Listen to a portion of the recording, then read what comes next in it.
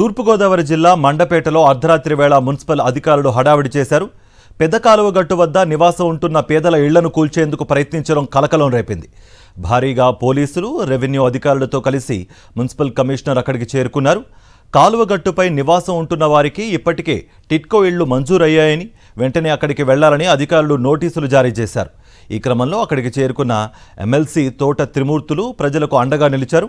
అధికారుల తీరుపై ఆగ్రహం వ్యక్తం చేస్తూ పేదలను ఇబ్బందులకు గురి చేయొద్దని స్పష్టం చేశారు.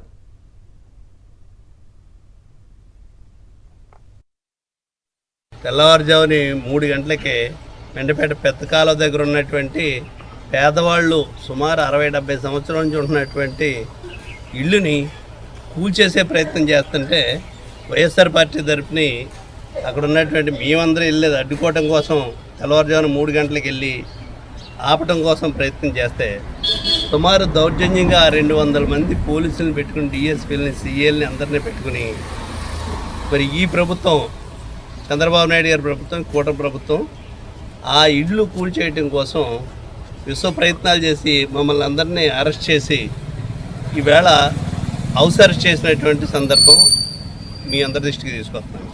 ఈ దౌర్జన్యంగా పేదవాళ్ళు ఇల్లు వేసుకున్నటువంటి ఎప్పుడో 60-70 సంవత్సరాల నుంచి ఉంటున్నటువంటి ఇళ్ళుని దౌర్జన్యంగా కూల్చేసినటువంటి దుర్మార్గమైనటువంటి ప్రభుత్వం ఈ రోజుని.